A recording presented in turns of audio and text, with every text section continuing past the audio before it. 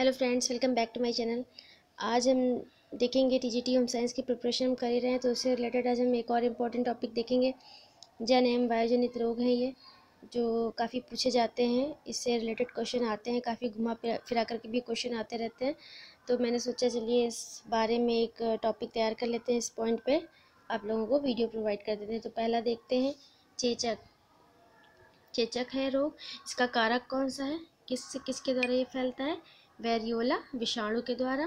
और संक्रमण क्या है, मतलब ये कैसे इसका संक्रमण फैलता है? वायु द्वारा, रोगी से सीधे संपर्क से। ठीक है, नेक्स्ट क्या देखना है हमें?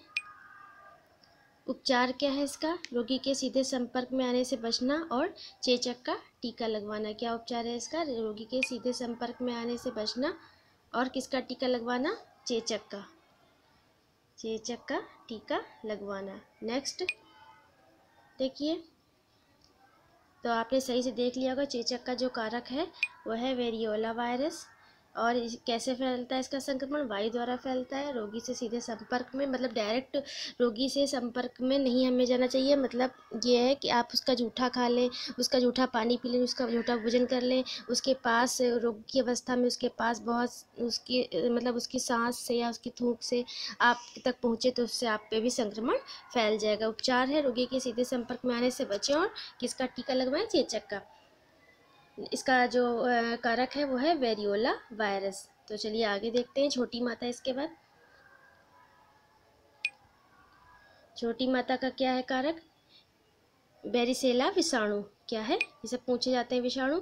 ये आ जाएगा क्वेश्चन में कि छोटी माता किसके कारण फैलता है, तो वहाँ पे विषाणुओं के नाम दिए रहेंगे, तो आपको वहाँ टिक करना रहेगा। तो इसका जो कारक है वो कौन है? बेरिसेला विषाणु। और ये किस वजह से संक्रमण इसका कैसे फैलता है? इसका संक्रमण फैलता है, ये सारी इंपॉर्टेंट चीज़ें आप लोग नोट डाउन कर लीजिएगा। श्वास या छींक द्वारा प्रसारित होता है।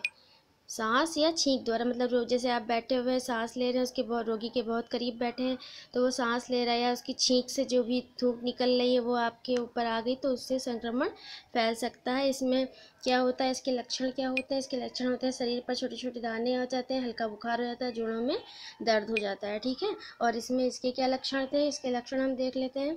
चेचक में इसमें क्या होता है? इसमें होता है ज्वर, सिर में दर्द, जुकाम व उल्टियाँ, और क्या है? और है 3-4 दिनों में मुंह पर लाल दाने एवं शीघ्र ही पूरे शरीर में हो जाते हैं। 3-4 दिनों में मुंह पर लाल दाने आ जाते हैं और शीघ्र ही पूरे शरीर में हो जाते हैं। तो इसको आप ध्यान रखिएगा। चेचक का विषाणु क्या है? वेरियोला विषाणु। और छोटी माता का बेरिसेला विषाणु। दोनों रोग विषाणु के द्वारा फैलते हैं, वेरियोला विषाणु और बेरिसेला विषाणु। चलिए आगे के देखते हैं। अगला देखते हैं पोलियो। पोलियो का क्या कारण होता है, कैसे फैलता है? कौन से वायरस से? पोलियो वायरस से ही फैलता है ये रोग। इसका संक्रमण क्या होता है? जल एवं भोजन के द्वारा फैलता है। इसका उपचार क्या है? इसके उपचार के लिए पोलियो ड्रॉप्स की बूंदें बच्चों को समय के अनुसार जो जिस एज में लगवानी होती हैं उसे बिना भूले उसे ज़रूर लगवाना चाहिए। उसको किसी भी तरह का गैप उसमें नहीं करना चाहिए। इसका लक्षण क्या होता है? मांसपेशियाँ सिकुड़ जाती हैं तथा बच्चे विकलांग हो जाते हैं। क्या होता है? मांसपेशियाँ सिकुड़ जाती हैं तथा बच्चे विकलांग हो जाते हैं। ठीक है, देख लीजिएगा, ध्यान रखिएगा। नेक्स्ट है खसरा। खसरा का कारक क्या है? मोरबेली विषाणु। मोबेरली विषाणु। इसका क्या है संक्रमण? वायु वाहित रोग। विषाणु नाक से स्राव द्वारा फैलते हैं। इसका संक्रमण कैसे होता है? जो विषाणु होते हैं वो किसके माध्यम से फैलते हैं? नाक के स्राव द्वारा फैलते हैं। ध्यान रखिएगा। इसका जो विषाणु है वो भी ध्यान रखिएगा, मोरबेली विषाणु। और कैसे विषाणु फैलते हैं इसके, खसरा के?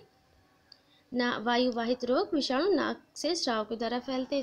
इसका उपचार क्या है? आराम करना, हल्का भोजन और उबला पानी पीना चाहिए। और इसके लक्षण क्या है? नाक एवं आँख से पानी बहता है, शरीर में दर्द बनी रहती है एवं ज्वर आ जाता है। नाक एवं आँख से पानी बहना, शरीर में दर्द एवं ज्वर। और इसमें क्या था लक्षण? इसमें था मांसपेशियां सिकुड़ जाती हैं तथा बच्चे विकलांग हो जाते हैं।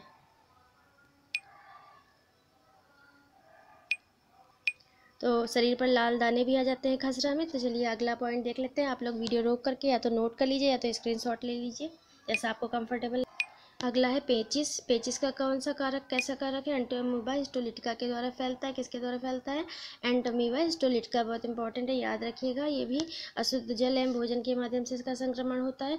और इसमें क्या होता है, पानी उबाल कर पीना चाहिए, सफाई से हल्का भोजन का प्रयोग करना चाहिए। मतलब सफाई से मतलब ये संस्था यहाँ कि बहुत सफाई रखनी चाहिए और सफाई के साथ शुद्ध एवं हल्के तेल मसालों का प्रयोग भोजन में करना चाहिए। जैसे खिचड़ी हुई, मूंग दाल की खिचड़ी, तेल मसालों का प्रयोग उसमें नहीं होता। इस प्रकार के भोजन का प्रयोग करना चाहिए।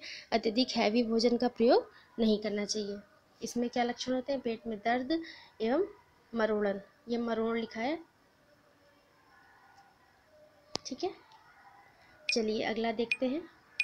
इन्फ्लुएंजा कारक क्या है? Myxo virus influenza. क्या होता है इसका कारक क्या है? मिक्सो वायरस इन्फ्लुएंजा के द्वारा फैलता है। किसके द्वारा फैलता है? Myxo virus influenza. ये है वायु एवं जन जनित रोग। वायु के द्वारा फैलने वाले एवं जन मतलब लोगों के द्वारा, व्यक्तियों के संपर्क से फैलने वाले रोग। तो इसका जो कारक है वो है मिक्सो वायरस इन्फ्लुएंजा। इसका संक्रमण कैसे फैलता है? खांसी, बलगम, छींक, ज्वर, सिर दर्द, ठीक है। इसका संक्रमण फैलता है खांसी, बलगम, छींक, ज्वर, सिर दर्द। एंटीबायोटिक आहार क्या है, उपचार क्या लेना चाहिए इसमें? उपचार में इसमें कुछ खास तो नहीं है डायरेक्ट इसका उपचार, लेकिन एंटीबायोटिक दवाओं का सेवन करते रहना चाहिए। इसका कारक फिर से देख लेते हैं। मिक्सो वायरस इन्फ्लुएंजा, खांसी, संक्रमण क्या होता है? खांसी, बलगम, छींक, ज्वर, सर दर्द। और इसमें लक्षण क्या होते हैं देख लेते हैं। खांसी, बलगम, छींक, ज्वर, सिर दर्द, ये सारे इसके लक्षण हैं। अगला देखते हैं हम अब। अगला देखेंगे हम तपेदिक। तपेदिक को हम लोग कहते हैं, क्या कहते हैं? क्षय रोग भी कहते हैं, टीबी भी कहते हैं। ये याद रखिएगा कि तपेदिक को हम तपेदिक कहते हैं, क्षय रोग भी कहते हैं और टीबी भी कहते हैं, तीनों एक ही हैं। तो इसका कारक है किसके द्वारा फैलता है? माइक्रोबैक्टीरियम ट्यूबरकुलोसिस के द्वारा फैलता है। किसके द्वारा फैलता है?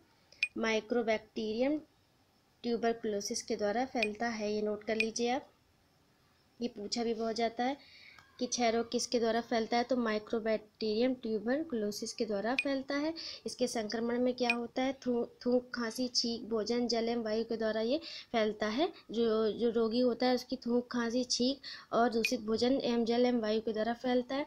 इसका उपचार क्या है? घरों एवं कमरों को स्वच्छ रखना, सूर्य के प्रकाश की पर्याप्त व्यवस्था होना, मतलब घरों एवं कमरों को स्वच्छ रखना चाहिए और कमरे में ऐसा व्यवस्था करना चाहिए कि समुचित रूप से सूर्य का प्रकाश जरूर है, अंधेरा या नमी नहीं होनी चाहिए।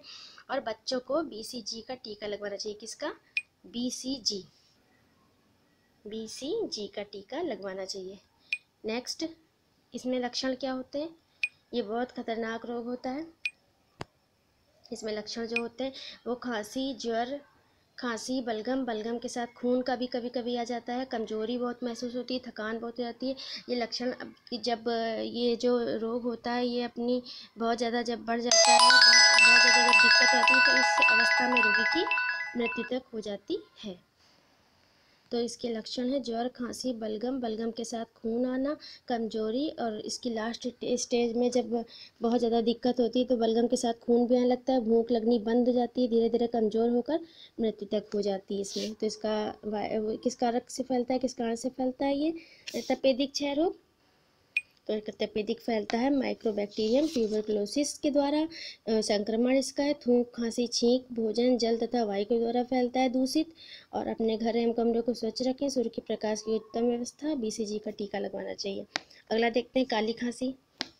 काली खांसी का कारक कौन है? हीमोफिल्स के द्वारा फैलता है ये। और इसका क्या है संक्रमण इसका होता है, किससे होता है? हवा से होता है। और उपचार क्या है? काली खांसी का टीका, DPT। किसका टीका? DPT का टीका लगवाना चाहिए।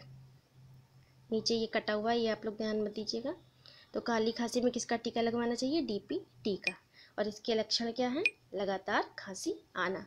इसका कारक फिर से ध्यान रखिए, क्या है? हीमोफिल्स।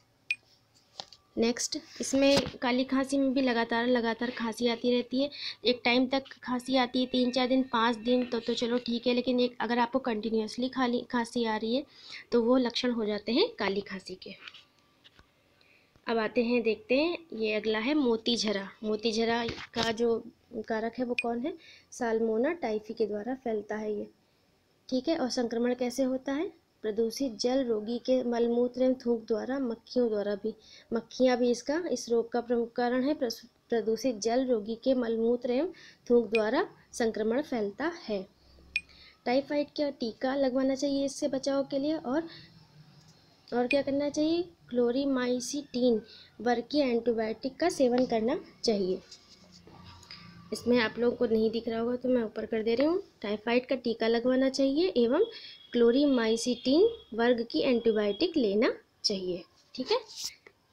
कौन सी? क्लोरोमाइसिटीन वर्ग की एंटीबायोटिक लेना चाहिए। तो लक्षण क्या होते हैं इसके?